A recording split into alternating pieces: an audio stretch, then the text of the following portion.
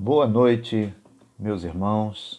Que prazer estar juntos com todos vocês esse domingo à noite.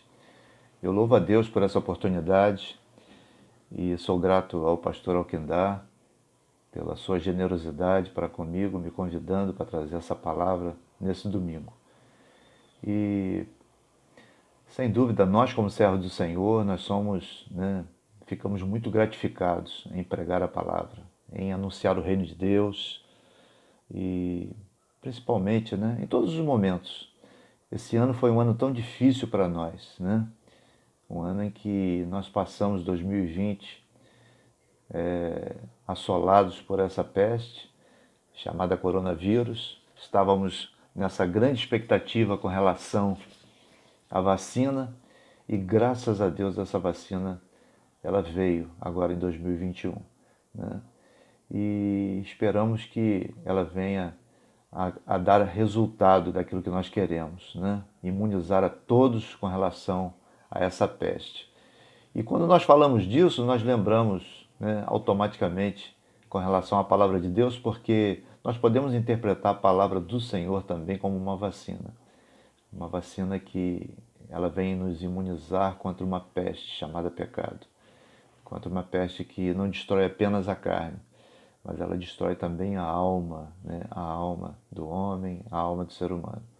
E essa vacina, a palavra de Deus, ela tem poder para nos libertar, para nos direcionar a tantas coisas boas e nos dá essa condição de vivermos, nessa vida, vivemos imunizados, vivemos totalmente libertos pelo poder que é no sangue de Jesus, e também meditando na palavra, nos direcionando na palavra em todas as coisas.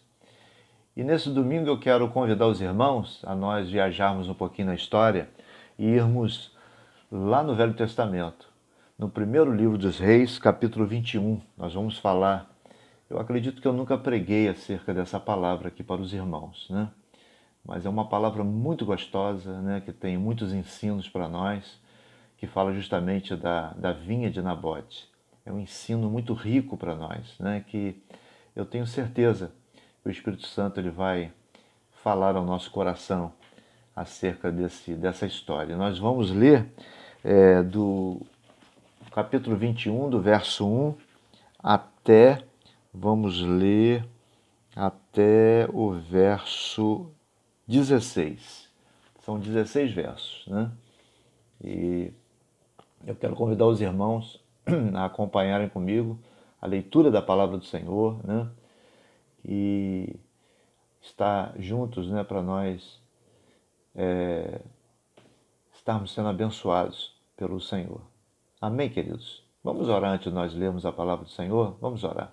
Senhor nosso Deus, nós oramos a Ti e agradecidos estamos, Pai, pela Tua palavra, ó Deus, junto a nós, porque ela tem prioridade, Senhor, no nosso meio, e pedimos, fala através do Teu Espírito Santo. A cada coração, a cada necessidade, nós oramos em nome de Jesus. Amém. Vamos então à leitura da palavra do Senhor, que nos diz assim a palavra. E sucedeu depois dessas coisas, tendo Nabote, o Jizreelita, uma vinha em Jizreel, estava junto ao palácio de Acabe, rei de Samaria, que Acabe falou a Nabote, dizendo: Dá-me a tua vinha, para que me sirva de horta, pois esta vinha ao pé da minha casa, e te darei por ela outra vinha melhor do que ela. Ou se parecer bem aos teus olhos, dar-te-ei a sua valia em dinheiro. Porém, Nabote disse a Acabe: Guarda-me, Senhor, que te dê a herança dos meus pais. Então Acabe veio desgostoso, indignado, à sua casa, por causa da palavra de Nabote, o Jizreelita, que falara dizendo: Não te darei a herança dos meus pais. E deitou na sua cama, e voltou o rosto, e não comeu pão. Porém, vindo a ele Jezabel, sua mulher, lhe disse: Que há que está tão desgostoso o teu espírito e não comes pão? Perguntou ela. E ele lhe disse: Porque falei a Nabote, o Jizreelita, e lhe disse: Dá-me a tua vinha por dinheiro, ou se apraz, te darei outra vinha em seu lugar. Porém ele disse, não te darei a minha vinha. Então Jezabel, sua mulher, lhe disse, governas tu agora no reino de Israel? Uma pergunta ela fez. Levanta-te, come pão e alegra-se o teu coração. Eu te darei a vinha de Nabote, o jizreelita. Então escreveu cartas em nome de Acabe e as selou com o seu sinete e mandou as cartas aos anciões e aos nobres que havia na cidade que habitavam em Nabote.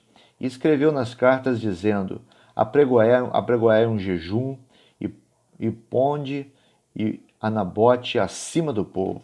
Coloque Nabote acima do povo.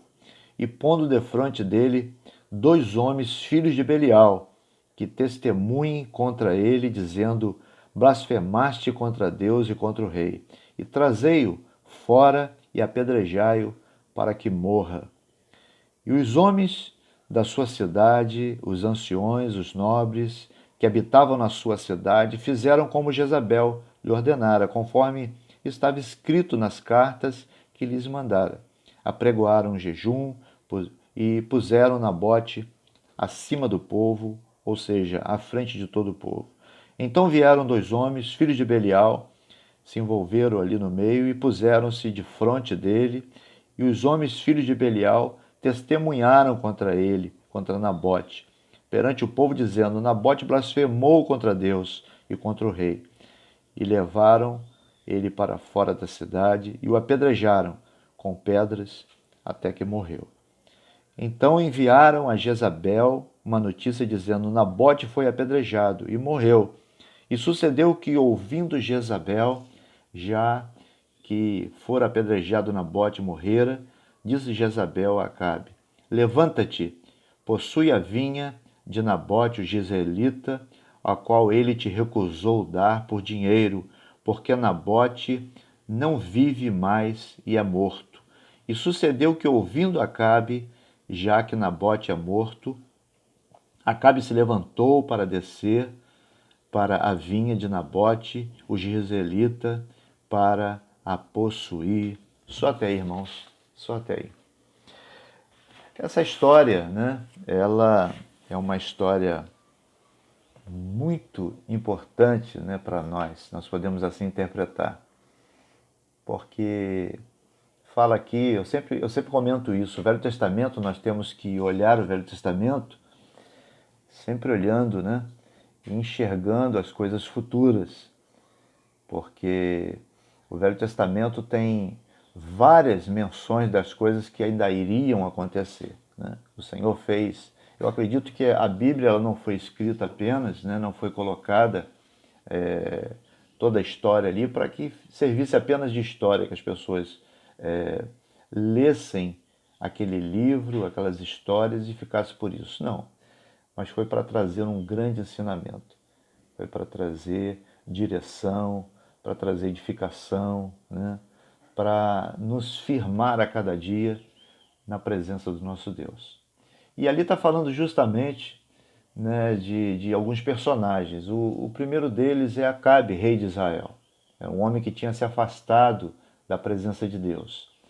Ele fez uma aliança com o rei, né, Etebal, que era o rei dos Sidônios, que era o pai de Jezabel. E essa aliança ele fez até para que ele tivesse um poder territorial maior, né? E os Sidônios, né, na verdade, aquela região da Fenícia hoje é o Líbano e a Síria, ali aproximadamente. Então, aquele território, eles se uniram ali em força. Essa era a intenção que eles fizeram. Só que essa união de Acabe com Jezabel foi uma união que não glorificava o Senhor. Por quê? Porque Jezabel era uma idólatra, como todo o seu povo, né? Era uma pessoa diabólica. E Deus, naquela ocasião, ele levanta, né, um profeta chamado Elias. E Elias ele foi uma pedra, né, no sapato de Acabe e de Jezabel. Elias se levantava, ele era chamado por eles ali o perturbador de Israel. Por quê? Porque Elias ele ia e falava, declarava ao povo que aquela união não era de Deus, né? E Jezabel então leva Acabe a sua derrota espiritual, né? A ponto de Acabe fazer até sacrifício de crianças daquela ocasião, né? Crianças aos seus deuses. A adoração principal de Jezabel era Baal, o deus da fertilidade, né? O deus da chuva, mas outros deuses também, né? Ela tinha essa adoração. Então, todo esse período ele se dá nesse período do profeta Elias. Mas é interessante que a Bíblia apresenta esse personagem chamado Nabote, né? Os palácios hoje, quando as pessoas vão à viagem, eu nunca tive o prazer de ir a Israel, mas as pessoas vão fazer visita, dizem que os palácios eles eram construídos, né, no alto, até para que eles tivessem uma visão muito panorâmica, né, de alguma situação de ataque dos seus inimigos. E o que eles falam é que esse local, essa localidade em que tem ruínas ali do Palácio de Acabe, logo ao lado tem um vale. E nós entendemos que nesse vale era justamente onde se encontrava a vinha de Nabote, onde Acabe, quando ele se dava, né, em seu olhar ali ao seu redor, ele se deparava com aquelas parreiras de uva ali, aquela coisa linda, que ela era a herança de Nabote, aonde ele havia adquirido ali dos seus pais, né? E é interessante que o sentimento que nós temos aqui de Acabe é que ele achou que aquele vizinho, né, fosse uma pessoa comum naquela região, uma pessoa muito fácil de ser dobrada, como se Nabote fosse um vizinho muito fácil de ser dobrado. Ele, como rei, ele chegava ali e ia fazer uma propina para ele, fazer uma oferta e ele ia aceitar. Só que ele se deparou com um servo de Deus, né? Ele se deparou com alguém que tinha um coração, né, diante de Deus, e ele não se deixou, né, levar. Até porque aquela herança, né, se os irmãos aqui concordam comigo, tem heranças, né, tem coisas que não têm valor material, não tem valor monetário, melhor dizendo, né? Eu tenho um exemplo até de umas terras que nós temos aqui de herança da minha mãe, com as minhas tias, foi deixada pelo meu avô, que ali está a história de toda a nossa família. É um sítio pequeno, mas tem serra, né, ao lado, tem... Então, se alguém for ali avaliar um valor, aqui na Iguaba, vai dar um valor que não tem significado para nós, porque o nosso maior valor é o valor sentimental, não tem preço. Então, como vender? E Acabe, ele queria, né, possuir aquele território, e é interessante que Nabote diz para ele, rapaz, isso aqui não tem preço, isso aqui é um valor sentimental, isso aqui vem de geração, vem dos meus avós, vem dos meus pais, isso aqui não tem valor, entendeu? Só que ele começa então a indagar, a colocar essas questões, né, a tentar negociar. E é uma coisa interessante nós vermos, né? E nós colocarmos porque as indagações de Acabe, ela são indagações até que não tem muito fundamento. Porque ele diz assim, eu quero possuir a tua vinha, né? E vou transformá-la em horta. Interessante a palavra dele, né? E é uma palavra que, se nós formos aqui interpretar, no mundo espiritual, alguém pode dizer assim, não, mas é no mundo literal. Mas também tinha fundamento ali espiritual. A parreira, quando você vai plantar o pezinho da uva, você compra, você fisgou lá aquele pezinho de uva. Se ela pegou, você molhou ali os primeiros dias, ela não depende mais do homem. Ela cresce por si só, ela dá os seus tendões, né? Ela depende da natureza, que é do próprio Senhor, no tempo de chuva, certo? E a única coisa que o homem vai fazer é poldá-la em determinados tempos no ano, não sei que é uma vez ou duas, até para ela renovar a sua força no sentido de dar mais frutos. né? Enquanto a horta não. A horta ela não sobrevive sem uma manutenção humana. E por mais que você tenha, mas ela morre, ela tem um tempo de durabilidade muito pequeno. É como se você estivesse comparando uma coisa eterna com uma coisa que é aqui finita, né? Que é uma coisa perene, uma coisa da vida. E como você dá valor, vou trocar as coisas que são eternas por coisas terrenas. E a mentalidade hoje, né, do mundo, a mentalidade do inimigo de nossas almas, é tentar colocar realmente no coração daquele que está na presença de Deus isso, que o maior valor são os valores das coisas terrenas. Então você vê um monte de crente ambicioso, você vê um monte de crente que ele quer passar por cima do outro, né? Ele quer, se ele tem uma coisa, ele quer uma coisa muito maior, se ele está numa empresa, ele quer galgar uma coisa muito maior, se ele está, mas ele não pensa nunca o que aquilo vai acarretar. Para eu chegar àquele ponto, o que vai acarretar? Né? E é interessante nós observarmos isso, porque a vinha, ela fala disso, né? E a vinha fala da herança, Nabote diz a herança. A expressão dele é uma expressão interessante, que ele fala a herança dos meus pais. E se os irmãos forem ver, o primeiro verso, né, do capítulo 21 diz, depois desses dias, né? Aí faz a pronúncia da vinha de Nabote. E quando nós transportamos a vinha e caracterizamos a vinha como uma herança, como o próprio Senhor fala, né? Eu sou a videira verdadeira, vós sois os ramos, como a igreja que foi criada. A igreja foi criada como? Ela foi criada depois de todas as coisas. Depois de todas as coisas. Que coisas foram essas? Depois do sacrifício de Jesus, né? Da sua traição, ali as pessoas traírem ele, né? O seu sangue sendo derramado, depois de todas essas coisas, todo aquele sofrimento, depois do terceiro dia, depois de todas essas coisas, a igreja surge, louvado seja Deus, né? A igreja surge, ela é vista como uma vinha, né? Onde ela vai dar os seus frutos depois dessas coisas. A igreja surge depois dessas coisas, né? E ali a expressão é essa, depois dessas coisas, tinha ali, né, uma vinha de um homem chamado Nabote.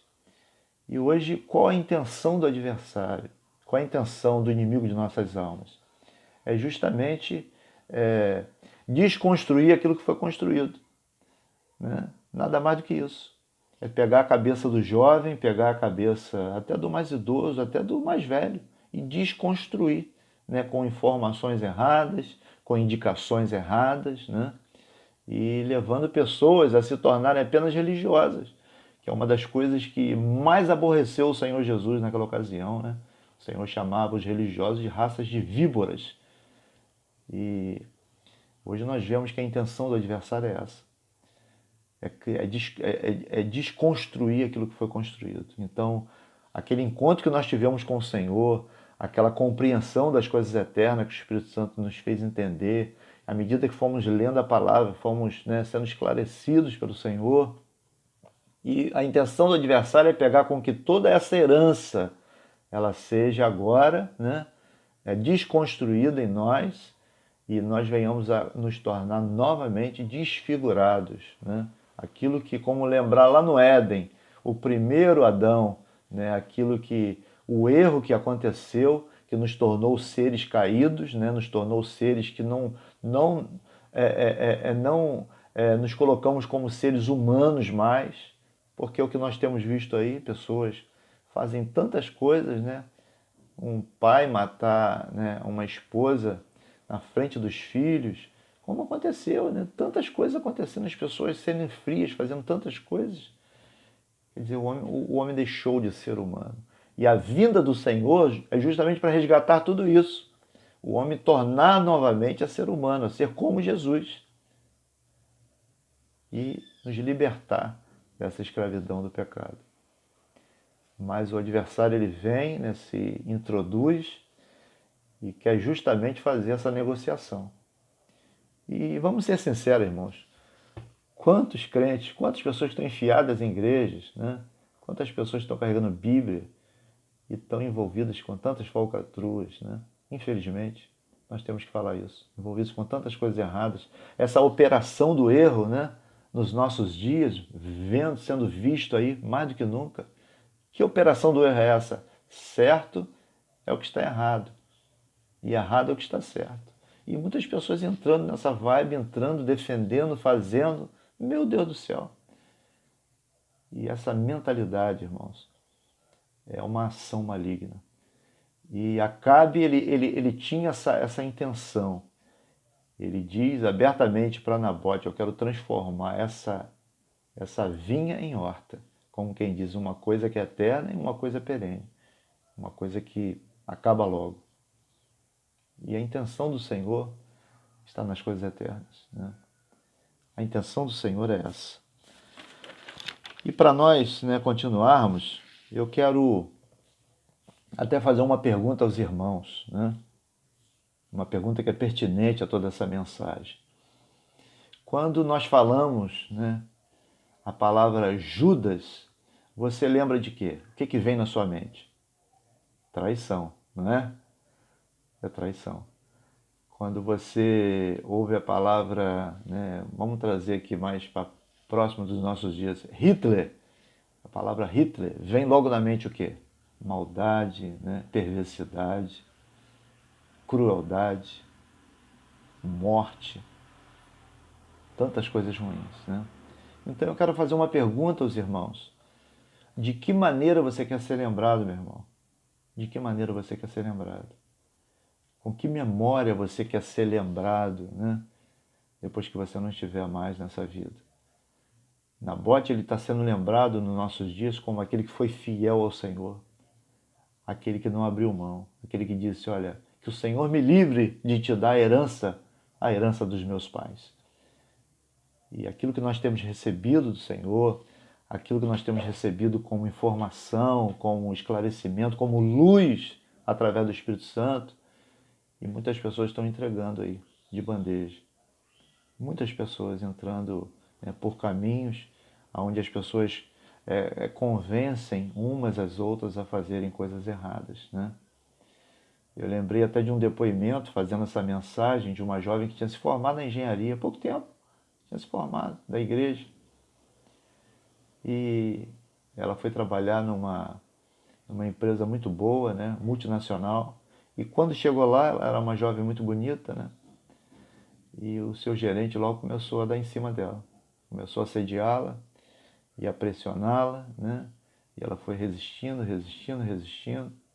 E ela chegou ao pastor e falou, pastor, eu estou sendo pressionado, pastor, vamos orar e para que o Senhor possa, né, te ajudar. E faz aquilo que tem que ser feito. E ela ali resistindo, resistindo, e o cara ameaçando em mandar embora, até o ponto que o cara mandou embora. Falou, já que você não quer sair comigo, eu vou botar você na rua. E ela saiu, ficou muito triste, chorou muito, né? Porque era o seu primeiro emprego, tinha estudado com tanto sacrifício, e começou a orar ao Senhor, começou a buscar o Senhor, e começou a entregar os seus currículos ali, e hoje essa irmã trabalha numa empresa melhor do que aquela. O Senhor honrou, né, a vida daquela irmã, porque ela não cedeu. E quantas pessoas, irmãos, quantas pessoas, né, por questão de dinheiro, se vendem por tantas coisas, aceitam coisas erradas para que o salário aumente um pouquinho, melhore. E são coisas que não glorificam o Senhor, né? São coisas que lá na frente o resultado ele vai acontecer. E isso entristece muito, certamente, o coração do nosso Deus. Porque o que Deus espera de nós é esse mesmo sentimento de Nabote. Que o Senhor me livre, né, de entregar a herança dos meus pais. Claro que nós não vamos fazer uma declaração dessa para alguém que quiser, né, nos dar uma propina. Mas nós vamos pensar em oração, né, pensar essa mesma oração de Nabote e clamar ao Senhor no nosso coração, para nós não entrarmos nessa. Eu sei que, tenho certeza que os irmãos devem ter muitas experiências acerca disso, né? E para nós caminharmos, né, essa pergunta, o que que eu quero ser? O que que eu quero ser? De que maneira eu quero ser lembrado?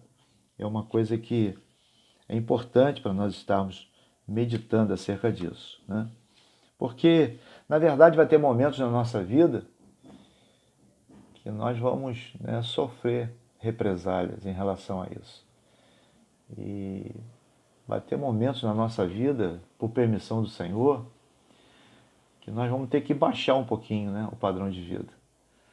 Nós vamos ter que deixar de viajar mais, nós vamos ter que, às vezes até, que vender o carro, nós vamos ter que passar a andar de ônibus, nós vamos ter que fazer, né, coisas que nós fazíamos e, na verdade, não fazíamos, né? Vamos ter que fazer no sentido de comprar menos, né? De passearmos menos, de fazermos tantas coisas. Mas isso é um tempo, isso é um período. Mas é aquilo que o apóstolo Paulo ele fala com muita propriedade. Ele diz: olha, eu sei ter muito e sei ter pouco. Eu tenho essa experiência. O apóstolo Paulo, que era um homem abastado, era um homem que a gente entende pela palavra de Deus, né? Foi criado ali uma família que tinha poder aquisitivo muito bom e depois passa a viver situações ali de grandes dificuldades. De grandes dificuldades. Aí eu pergunto aos irmãos, será que ele não foi também sediado por muitas pessoas a entregar a herança, né? Claro que foi, mas ele resistiu, né, até o final. Ele diz, olha, combati o bom combate, acabei a carreira e guardei a minha herança. Guardei a minha herança. E é o que nós temos que fazer. A proposta da palavra do Senhor para nós, né, essa proposta da palavra de Nabote, para essa noite para nós, é nós guardarmos a herança. É guardarmos no nosso coração. O adversário ele vai se levantar.